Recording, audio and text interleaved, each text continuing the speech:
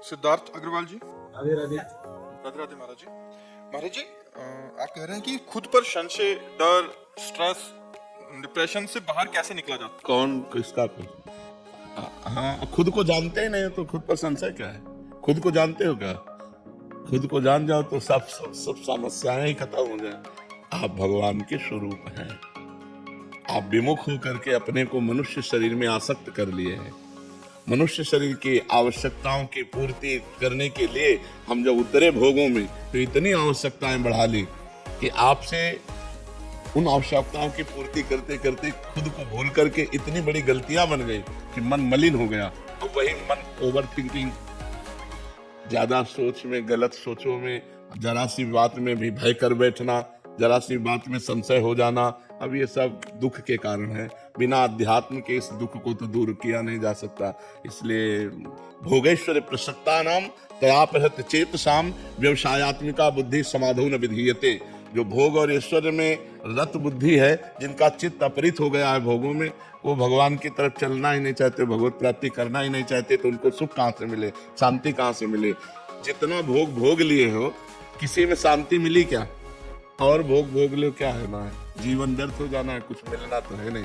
अगर आज से संभलना चाहो तो नाम जप करना शुरू कर दो, सत्संग सुनना शुरू करो, शास्त्रों का स्वाध्याय करना शुरू करो, परोपकार करना शुरू करो, अभी शांति मिल जाएगी। नाम जप में महाराज जी क्या नाम का जप है? अब हम तो राधा राधा जपते हैं, वृंदावन वासी हैं। अब आप देख लो, राम नाम प्रिय हो, कृष्ण नाम प्रिय हो, शिव नाम प्रिय हो, हरि नाम प्रिय हो, राम जो नाम, वो सब भगवान की सामर्थ्य है उनमें।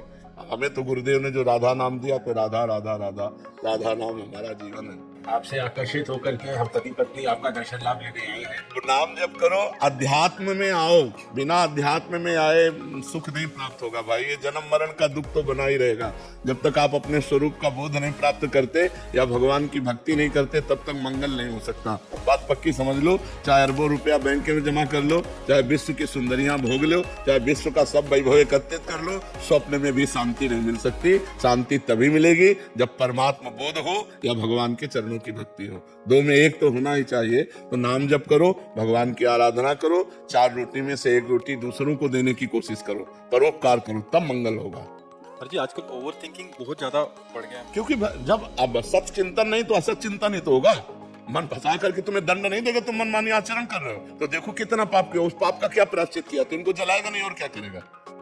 इन्होंने कोई तपस्या की, कोई साधना की, कोई तीर्थयाटन किया, कोई धर्म कार्य किया, कोई भजन किया, लेकिन मनमानी आचरण सब होते रहे, सबसे हो रहे हैं, सबसे हो रहे हैं। हम कह रहे हैं ईमानदारी से इसी जन्म के अगर आप अपने पापों का चिंतन करें और उनका दंड मिले, तो आप सोचो कितना भारी दंड मिलेगा। एक गलती खुल जाती है ना, एक गलती तो आजीवन कारावास मिलता है। हमने जाने कितने हमसे पाप ऐसे हुए हैं, तो क्या वो कर्म हमको दंड नहीं देंगे? वो कर्म दंड देंगे, क्योंकि उन कर्म के विनाश के लिए आपने कोई साधना की, कोई अनुष्ठान किया, कोई भजन किया, कोई तो साधन भजन किया नहीं। इसलिए आप शुरू कर दो नाम जप करना। महाराज जी, इतना ज्यादा चिंता बढ़ जाता है कि व्यर्थ का चिंतन। महाराज जी कल एक मिले थे, वो कह रहे थे कि अभी कुछ नहीं करते, कह रहे मैं बहुत बड़ी कंपनी खोलूंगा, फिर उसमें करोड़ों रुपए आएंगे। अगर 1 करोड़ रुपया भी बैंक में जमा हो गया तो उसका 70,000 ब्याज आएगा और 1 महीने से बहुत बढ़िया होगा। फिर इसमें चिंता हो रही थी, फिर उसमें कह रहे कि यार बड़े अकाउंट हो जाते तो सरकार की नजर हो जाती है, फिर सरकार की नजर होगी तो मेरा मेरा बैंक जब्त हो गया, तो फिर मैं मतलब वो व्यर्थ की चिंता मतलब आ गया। एक थे उन्हीं की जैसे कतल है, उनका एक भैंस लाऊंगा, उसका दूध निकालूंगा, फिर उसका घी बनाऊंगा, और जब घड़ा घी का भर जाएगा तो उसे बाजार में बेचूंगा। बाजार में बेचूंगा तो ऐसे कई घड़े हो जाएंगे, और ऐसे कई घड़े जब बाजार में घी का बेचूंगा तो खूब रुपया मिलेगा, और जब रुपया मिलेगा तो दुल्हन बढ़िया मिलेगी, दुल्हन मिलेगी तो 3-4 बच्चे होंगे, और जब बच्चे होंगे हमारा कार ही मानेंगे, तो हम कहेंगे कार नहीं मानते। इतने में उनका तो उनके घी का घड़ा रखा था वो भी फूट गया, अब बच्चे भी नहीं, पतली भी नहीं, और उसी में टेंशन हो गया कि बैंक जब्त भी हो गया। महाराज जी ये मनोराज्य है, इसी में तो सबको फंसा है।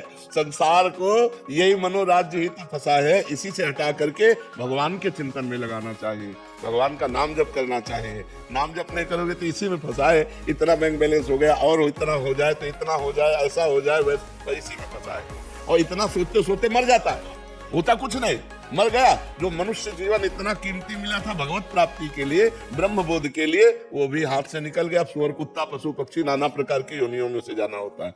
नाम जप करो, सत्संग सुनो, शास्त्रों का स्वाध्याय करो, तभी बुद्धि पवित्र होगी। मोहनदास जी राधे राधे महाराज जी। महाराज जी, भजन को कैसे बढ़ाया जाए? जैसे चाहते हैं होता नहीं है, पद में मन लगता है पर नाम जप में नहीं लगता महाराज जी।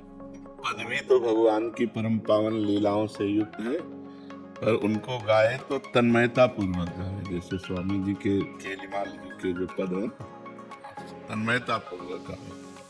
ये कौन बात जो अब ही और अब ही और एकांत किसी लता के नीचे बैठ जाओ और उच्च स्वर से गान करते हुए और उस पद की भावना में डूबो। जैसे प्यारी जी के लिए कह रहे ना, ये कौन बात जो प्यारी जी, अभी और आपका मुखारविंद, अभी और आपका मुखारविंद, अभी और आपका मुखारविंद, पाछे न सुनी अब हूँ आगे हूँ न हुए है, ये गति अद्भुत रूप की और पाछे न सुनी, ना बहू ना आगे ही होगा। हे प्यारी जू, आपका क्या? जैसे एक पद में कहते हैं, प्यारी जू जब जब देखो तेरो मुख, तब तब नयो नयो लागत।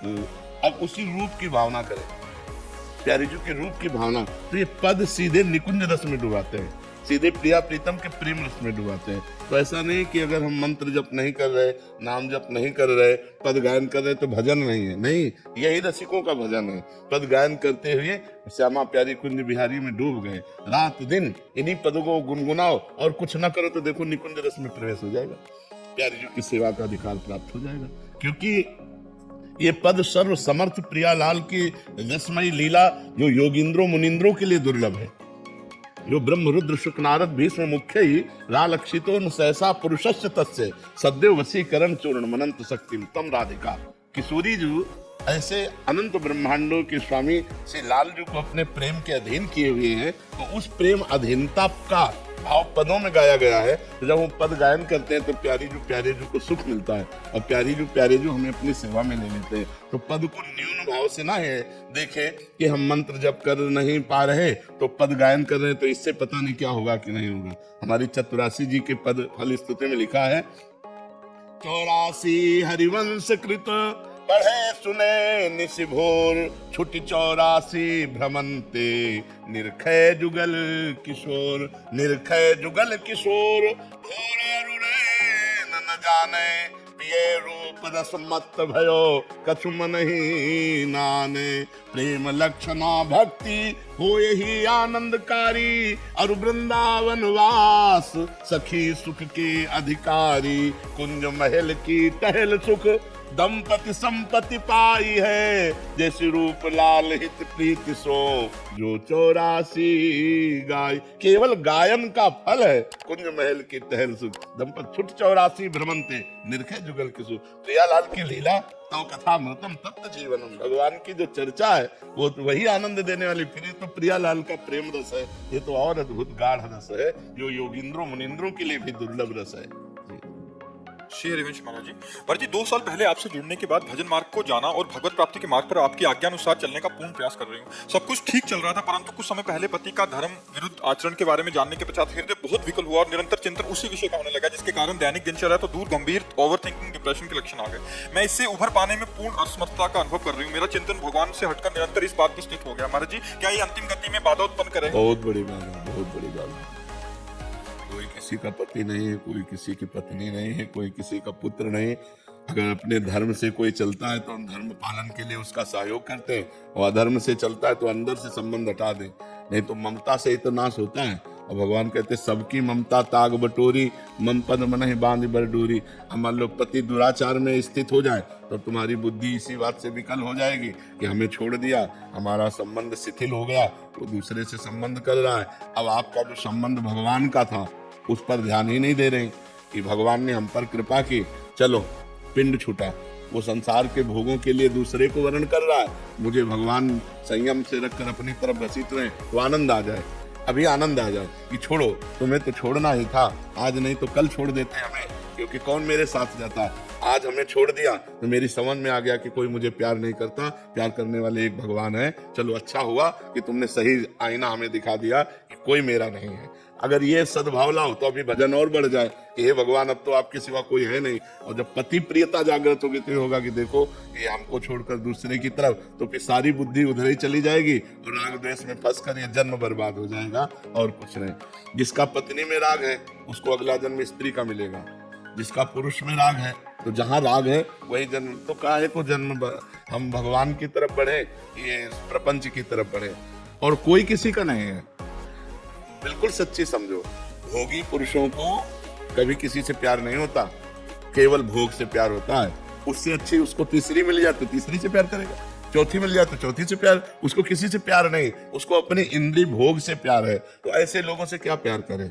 पति रूप में हो, ठीक है, भगवान ने आपको हमारा साथी बनाया था, अब आप भटक रहे हो तो हम क्या कर सकते हैं? आप भटकिए, हम तो सतमार्ग में चलेंगे। बिल्कुल शांत होकर भगवान को अपना प्रीतम मानकर नाम जप करते हैं, चलिए दुखी मत होइए।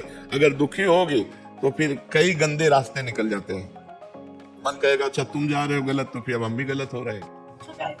श्री कृष्ण तो परम प्रेम है ना, यानी कि उनका प्रेम तो कभी मिटने वाला नहीं। तो आप मुझे वो दे दीजिए, क्या पता मैं उनके बाद इसको भूल जाऊंगी। मुझे श्री कृष्ण दे दीजिए। हाँ, बस उन्हीं की शरण में रहो, भगवान से यही प्रार्थना एकांत में करो रोकर।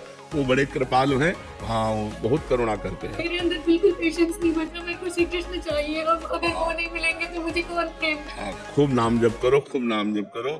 भगवान बड़ी कृपा करते हैं, सही मानो भगवान बड़ी कृपा करते हैं। ऐसी बड़ी कृपा होती है जिससे जीव का सब राग नष्ट होकर भगवान की तरफ हमारी एक गति हो जाती है। इसलिए चिंता न करो, ये भी भगवान की कृपा मानो। वैभव जी, बालाघाट से राधा श्री श्री हरिवंश महाराज जी। महाराज जी, भगवान श्री कृष्ण जी गीता जी में कहते हैं कि सत भी मैं हूँ और असत भी मैं हूँ, और ना मैं सत हूँ ना मैं असत हूँ। महाराज जी, इन दोनों भाव कैसे समझे महाराज जी, इन दोनों बातों? ऐसी बात तो है, जब तक भगवान का भजन नहीं करोगे, बुद्धि शुद्ध नहीं होगी, तब तक भगवान की बात को समझना बड़ा कठिन है। भगवान कहते हैं मैं सत हूँ और मैं भी असत हूँ। तो असत क्या है और सत क्या है? जो आप ये देख रहे हो ये सब असत है। इसमें जो दिखाई नहीं दे रहा है वो सत है। जो दिखाई नहीं दे रहा वो कौन है? वो ईश्वर का अंश, परमात्मा अंश, परमात्मा स्वरूप सत है। और दृष्टि से कहाँ दिखाई दे रहा है? तो जितना दृष्टि से दिखाई दे रहा है, गो गोचर जहाँ लग मन जाई, सो सब माया जानो भाई। जहाँ तक हमारी दृष्टि जाए, जहाँ तक हमारी इंद्रियां जाए, जहाँ तक हमारा मन जाए, वो सब माया है। जहाँ मन का प्रवेश नहीं है वो सत है, वो अपना स्वरूप है। जो अंतःकरण को बाधित करके अपने स्वरूप को पहचान लेता है वो भगवत स्वरूप हो जाता है। तो भगवान सत स्वरूप है, तो फिर ये क्या है? बोले ये असत है, तो ये भी तो भगवान है। जैसे सोना जब गहना नहीं बना था तब सोना था, जब गहना बिगड़ जाएगा तो भी सोना रहेगा। तो बीच में क्या है? सोना ही तो है। जब ये मनुष्य शरीर तुम्हें नहीं मिला था तब तुम परमात्मा स्वरूप थे, जब ये नहीं रह जाएगा तब तुम परमात्मा स्वरूप हो जाओगे। तो बीच में कौन है? परमात्मा स्वरूप ही तो है। तो ये जो सृष्टि प्रकट हुई वो स्वयं परमात्मा ही बना, कोई और नहीं बना। वही पंचभूत बना, वही इंद्रियां बना, वही मन बना, वही पूरा जगत बन गया। वासना वासुदेवस्य वासितम भुवनत्रयम् सर्वभूत निवासोस्मि वासुदेव नमोस्तुते। वो वासुदेव भगवान अपनी ही इच्छा से अपने आप को इस संसार के रूप में प्रकट कर लिया। जब बोध होता है तो होता है वासुदेवा सर्वमित समात्मा सुदुर्लभा। सब भगवान वासुदेव पूरे के पूरे, इतना भी कुछ नहीं है, केवल भगवान ही भगवान है। बस समझ में आई? तो पहले सिद्धांत है ब्रह्म सत्यम जगन मिथ्या। पहले हम ब्रह्म को सत्य मान करके जगत को मिथ्या जान करके इसका त्याग करते हैं। जब जगत का त्याग होकर ब्रह्म स्वरूप में स्थित होते हैं तो सर्वम खलमिदम ब्रह्म, सब ब्रह्म ही है। अब जो भगवान ने कहा मैं सत और असत दोनों से परे हूँ, जैसे हमारा ये शरीर असत है, ये भगवान नहीं है। हमारा जो स्वरूप है भगवान का अंश है, पुरुष, लेकिन पुरुषोत्तम उससे भी परे है। हम इतना ही जान लिया तो सब कुछ नहीं जान लिया। वेद नेति नेति कहते हैं, इसलिए वो सत्य भी है, वो असत्य भी है, वो सत असत दोनों से परे भी है। तो भगवान का स्वरूप ये जितने भी आप देख रहे हो पूरे के पूरे भगवान के स्वरूप है। और कहाँ भगवान है? जब तक हमें ज्ञान नहीं होगा तब तक हमें अनुभव में नहीं आएगा। वो असत भी है, वो सत भी है, ना वो सत है ना वो असत है। वो क्या है आज तक पूर्ण रूप से कोई नहीं वर्णन कर पाया। वेद भी नेति नेति करके वर्णन करते हैं, तो इसीलिए संत महात्मा जन अनुभव कर लेते हैं, अनुभव करके उन्हीं में लीन हो जाते हैं। जैसे समुद्र की तरंग समुद्र ही है, वायु विकार होने के कारण तरंग नाम पड़ा, जहाँ वायु विकार हटा तो समुद्र में लीन हो गई। समुद्र से करोड़ों तरंग उत्पन्न होती है, लेकिन एक तरंग क्या समुद्र उत्पन्न कर सकती है क्या? नहीं कर सकते ना। ऐसे ही हम करोड़ों अंश रूप में भगवान के हैं, लेकिन भगवान तो समुद्र है। हम जैसी तरंगे भगवान रूपी समुद्र में करोड़ों असंख्यों अरबों अनंतों प्रकट होती हैं, लेकिन एक तरंग की ताकत नहीं कि समुद्र प्रकट कर दे। वायु हटा वो समुद्र रूप हो गया। तो माया का विकार होने के कारण हम ब्रह्म से विलग अपने को मानकर स्त्री पुरुष जड़ चैतन्य भेद देख रहे हैं, और जब माया का विकार हटा तो सब लहरें समुद्र ही है, वो शांत समुद्र हो गया। तो परमात्मा को जानना पूर्ण रूप से वो अनुभवगम्य है, अनिर्वचनीयम स्वरूपम। परमात्मा का क्या स्वरूप है वो अनिर्वचनीय है। वो सत्य भी है, वो असत भी है, वो सत और असत दोनों से परे है। अश्विनी मिश्रा जी कनाडा से। जय सिया राम महाराज जी, आपके चरणों में कोटि कोटि प्रणाम। महाराज जी, आत्मा प्राण और चेतना में क्या अंतर है? आत्मा प्राण और चेतना। प्राण स्थूल शरीर में जो आ जा रहे हैं इन्हें कहते हैं।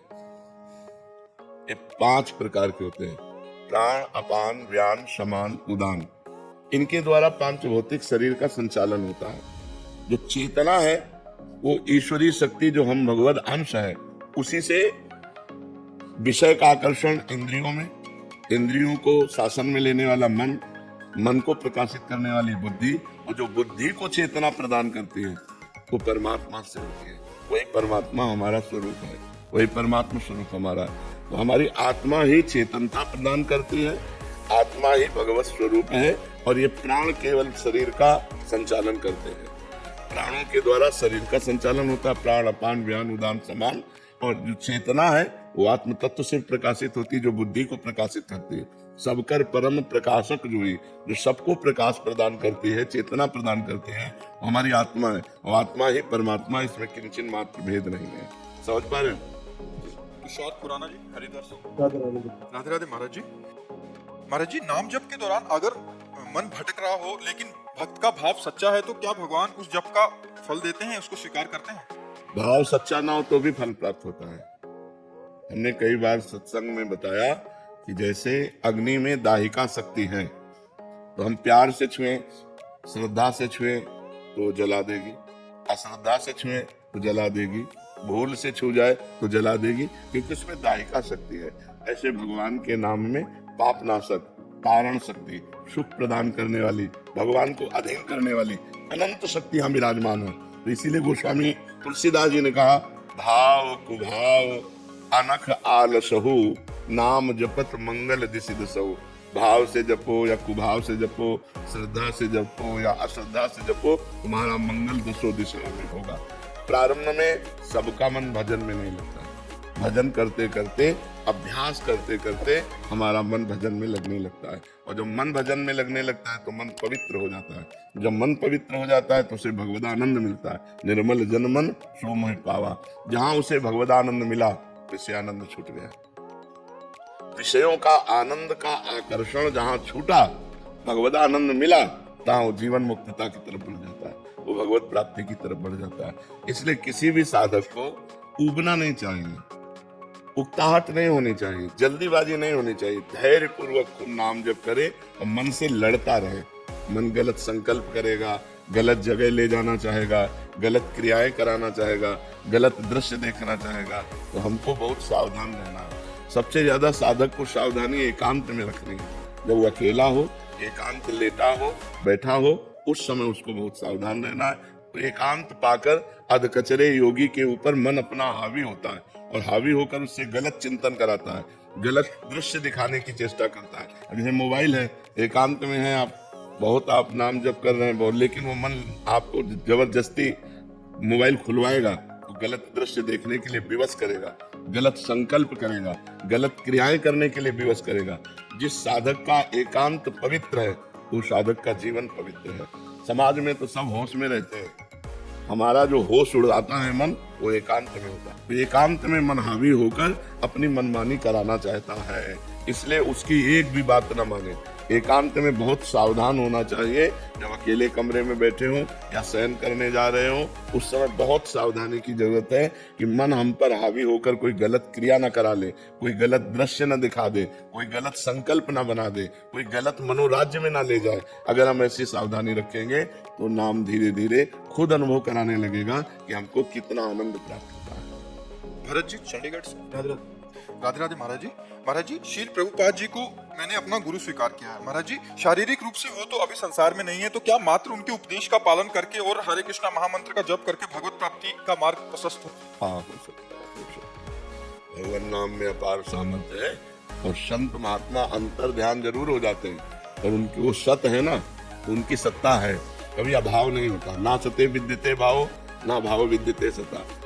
असत का कभी भाव नहीं है और सत का कभी अभाव नहीं है। सत हर समय विराजमान रहता है। तो सत संग, जब हम किसी महापुरुष का अपने हृदय से प्रिय भाव से वर्ण कर लेते हैं, जैसे हमने रामकृष्ण परमहंस जी को वर्ण कर लिया, उड़िया बाबा को वर्ण कर लिया, किसी भी महापुरुष, तो वो सत महापुरुष हैं, वो थे, हैं, रहेंगे। त्रिकाल सत होता है, सत त्रिकाल सत होता है। तो हम अगर प्रभुपाद जी को गुरु मान करके और महामंत्र का जप करें तो हमारा भगवत मार्ग प्रशस्त हो जाएगा। पर साथ में गलत आचरणों का त्याग करें। अगर गंदे आचरण करते रहे और भजन भी करते रहे तो हाथी के स्नान जैसा होगा। जैसे हाथी स्नान किया और अपने ऊपर धूल भर के डाल लिया, उसका स्नान व्यर्थ चला गया।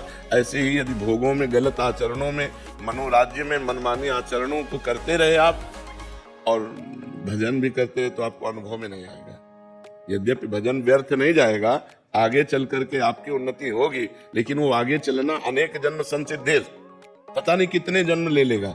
अगर इसी जन्म में आनंद लाभ करना है तो भोगों को छोड़ना होगा, गलत भोगों को छोड़ना होगा।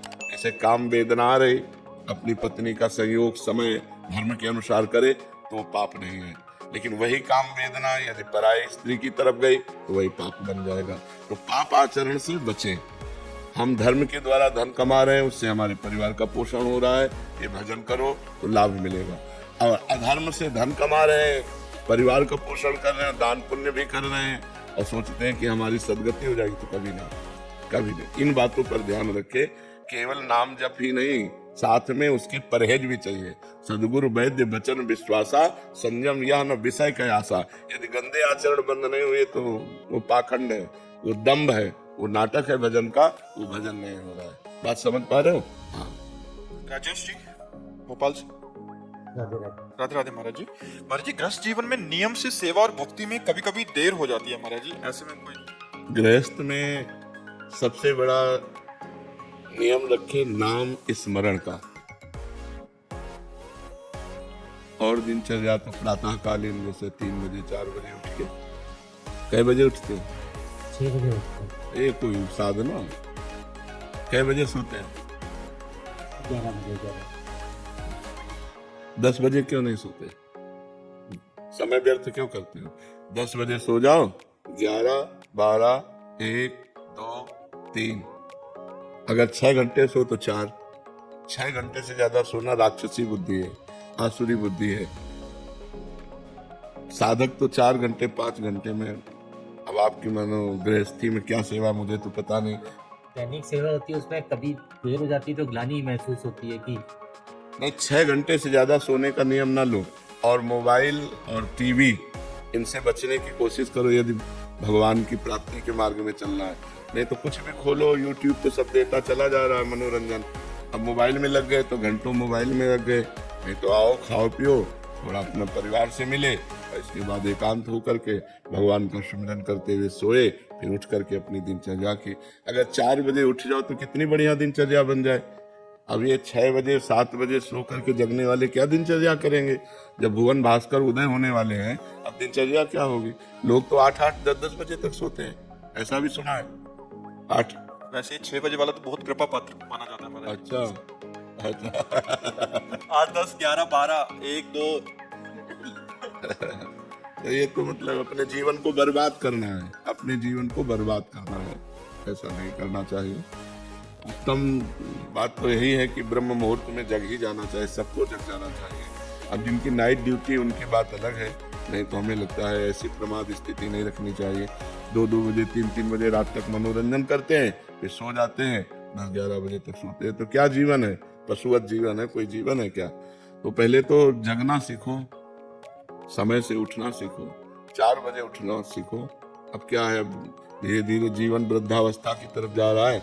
अगर सावधान न रहते, एक अवस्था सबके ऊपर आती है, मृत्यु अवस्था, तो सब हरण कर लेगी आपका, सब हरण कर लेगी।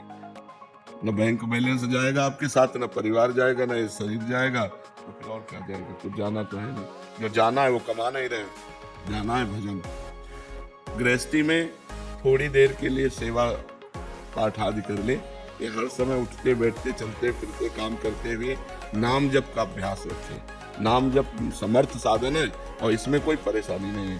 आपको कहीं जाना है, नाम जप करते हुए जा रहे हैं, कोई कार्य कर रहे हैं, जब बात करना है तो बात अलग है, नहीं तो नाम जप कर रहे हैं। अंदर बार बार राधा राधा कृष्ण कृष्ण राम राम हरि हरि, जो नाम प्रिय हो वो नाम जप कर रहे हैं। नाम जप से भगवान की प्राप्ति होती। कलयुग केवल नाम आधारा, सुमिर सुमिर नर उतर ही पारा। बार बार नाम सुमिरन करने से हम इस संसार समुद्र से पार हो जाएंगे।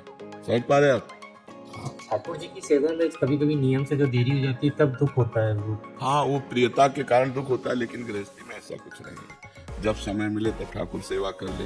मान लो आपको कभी सुबह से कार्य लग गए, सुबह चले जाओ कार्य में, जब समय मिले तब आओ, अपने ठाकुर सेवा कर ली। गृहस्थी में ज्यादा नियम इस बात का, इसीलिए नाम का नियम देते हैं। उठते बैठते चलते फिरते हर समय नाम जप करो, और जब समय मिले तब ठाकुर सेवा प्रगट में कर लो, शास्त्रों का स्वाध्याय कर लो, पाठ कर लो। गृहस्थी में बहुत से कार्य हैं। मान लो कोई व्यापारी है, कोई किसान है, कोई ड्यूटी में है, कब कहाँ कैसे क्या, तो जब समय मिले तब ठाकुर सेवा पाठ कर लो, नहीं हर समय नाम जप कर लो।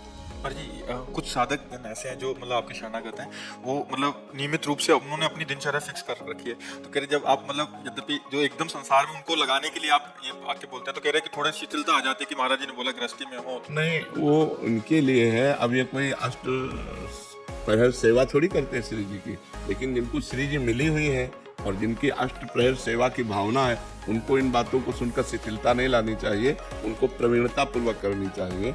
अब जैसे जो संसार में है, अभी दीक्षा नहीं लिए, अभी कोई उनके अंदर श्री जी के प्रति सेवा की भावना नहीं है, तो उनके लिए ये बातें हैं। लेकिन जो दीक्षा ले चुके हैं, जिनको अष्ट प्रहर सेवा की भावना में, मान लो 2 ही प्रहर सेवा करते हैं, तो प्रहर के अनुसार ही होगी, वो तो टाइम से ही होगी। अगर टाइम के अनुसार नहीं तो फिर सेवा का क्या मार्ग? मन आगे इतना चंचल है, वो सपोर्ट लेता है महाराज जी की। महाराज जी ने बोला कि नहीं, यही बात समझना है कि बुखार की दवा डॉक्टर 10 मरीजों को देता है, लेकिन अलग अलग देता है, एक ही थोड़ी देता है। अब कौन सा बुखार है, उसको मलेरिया है, उसको डेंगू है, उसको कौन सा बुखार, किसी को साधारण बुखार है तो साधारण टेबलेट दे दिया, हाई बुखार है तो भर्ती कर लिया। तो अब कह दे उस बुखार वाले को तो टेबलेट दे के भगा दिया, हमको भर्ती क्यों कर लिया? क्योंकि तुम सीरियस मरीज हो, इसलिए भर्ती कर लिया। ऐसे ही प्रश्न का उत्तर जो अधिकारी है उसके अनुसार होता है। अब जैसे आप हैं, तो आपकी जो दिनचर्या है उसके अनुसार आपको बता रहे हैं कि आप नाम पर विशेष ध्यान दीजिए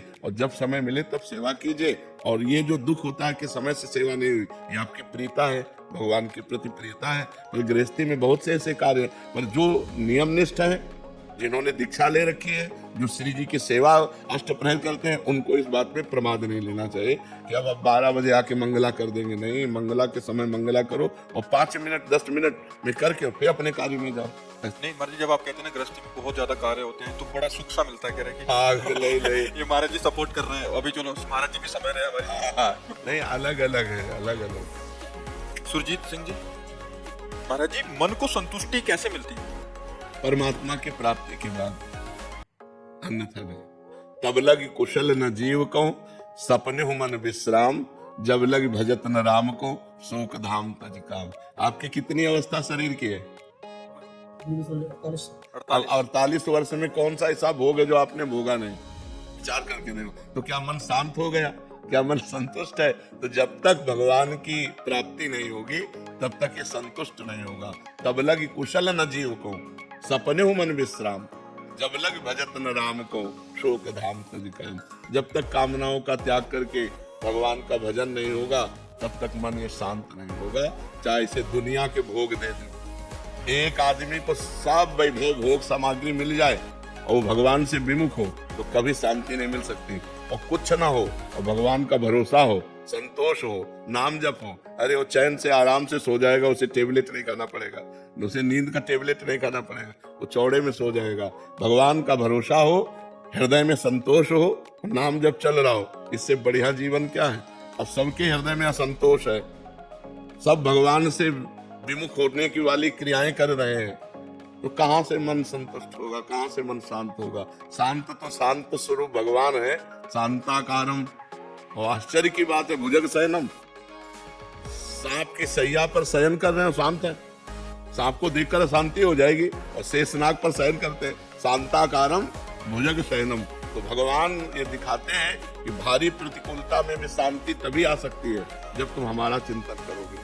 भगवान का चिंतन करो तो शांति मन को मिले, भगवान का भजन करो, बुरे आचरणों का त्याग करो तो फिर आनंद की अनुभूति हो।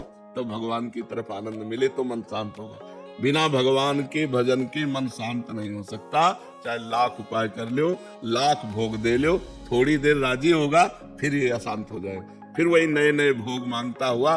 देखो इतना जीवन हो गया, अब आगे का जीवन जितना बचा है उसे भगवान में लगा लो, चाहे भोगों में लगा लो। भोगों में लगाओगे तो जीवन व्यर्थ चला जाएगा। अभी सावधान हो जाओगे, रामकृष्ण हरि नाम जपने लगोगे तो ये धन आपका मंगल करेगा, आपका कल्याण करेगा।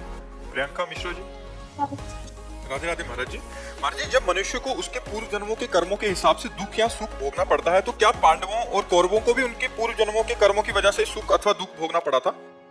अवश्य अवश्य भोगना ही पड़ता है, जीव को भोगना ही पड़ता है अपने अपने कर्मों का, अनेकों जन्मों का। जैसे भीष्म जी ने कहा कि हम बाणों की सैया में हमें तो 100 जन्म तक देख रहे हैं कि हम, भगवान ने कहा 100 जन्म के आगे की बात है, तो अपने हजारों करोड़ों जन्म हो गए हैं। तो ऐसे ही चाहे पांडव हो, चाहे कौरव हो, चाहे अरे यहाँ तक कि भगवान ने अपने आप को भी उसी कानून के अंतर्गत रखा। यदि बाली को छुप करके मारा तो अंत समय में व्याध ने भगवान के चरणों में बाण मारा कि नहीं मारा, और भगवान को परम धाम जाने के समय उसको निमित्त बनाना पड़ा व्याध को। तो हमें लगता है जैसे दशरथ जी से गलती हो गई, श्रवण कुमार का वध हो गया शब्द वेदी बाण से, डुब्बे से घड़े की आवाज थी तो उन्होंने समझा कोई मृग पानी पी रहा है, तो शब्द वेदी बाण संधान किया, श्रवण कुमार की छाती में लगा। तो उनके पिता माता ने यही कहा, जैसे मैं पुत्र वियोग में तड़प रहा हूँ ऐसे तुम तड़प कर प्राण त्यागोगे। तो देखो भगवान समर्थ उनके पुत्र हुए तो उनको भोगना पड़ा। अंतिम समय हा राम तड़पते हुए प्राण त्यागे। तो हमें लगता है कि कर्मों का भोग सबको भोगना पड़ता है, चाहे ऋषि हो, चाहे महात्मा हो, चाहे दुष्ट हो, चाहे पुण्यात्मा हो। हाँ, जो इस जन्म में अपने नए कर्म सुधार लिए उन भोगों को भोग लेगा, आगे उसका परम मंगल हो जाएगा।